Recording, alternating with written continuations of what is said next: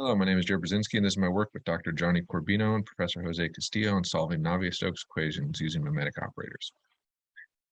Mimetic operators are discrete finite difference representations of the gradient, divergence, and Laplacian operators from calculus. They come packaged in a freely available library called MOL, stands for Mimetic Operators Library Enhanced. What they do is allow for simpler coding when calculating these operations.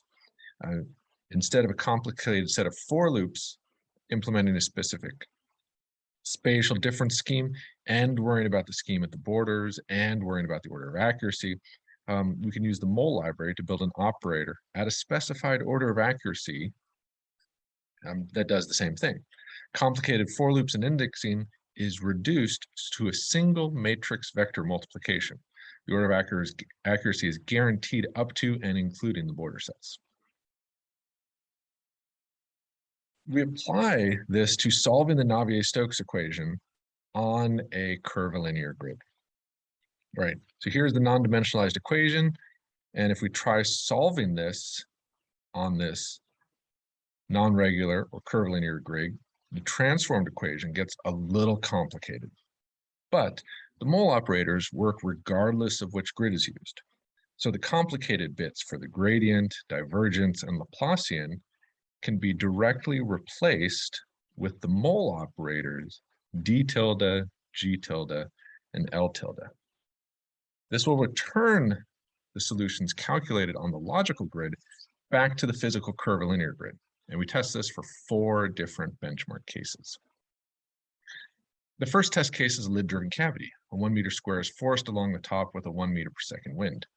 After some test passes, the fluid rotates around the interior of the square. The values along the center lines have been measured and calculated very accurately, represented by those red circles. And we can see that ours matches, and the convergence matches the order of the MOL operator used as we refine the computational grid. Another benchmark case is the Poiseuille flow. A narrow pipe is forced from the left with a parabolic velocity profile. And this is then pushed through the pipe. And if modeled correctly, then the profile on the outlet should be the same as the inlet. And this pipe here has been modeled with a curvilinear grid, and we can see that the outlet profile matches the inlet profile. Third test case is similar to the previous, but the pipe is allowed to curve. The inlet is along the bottom with the same parabolic velocity inlet profile, and the outlet is in the upper left. Correct behavior to see no V component at the outlet, and to see the input portion shift to the inside of the curve as it heads towards the outlet.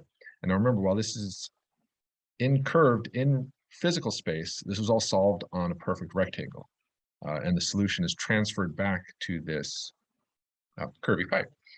The last benchmark is a C-mount.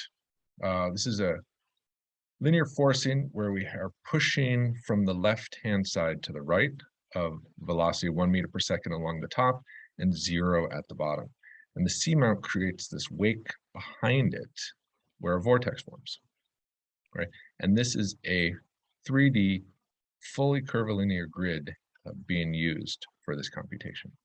That's my presentation. I hope to see you at my poster. Thank you.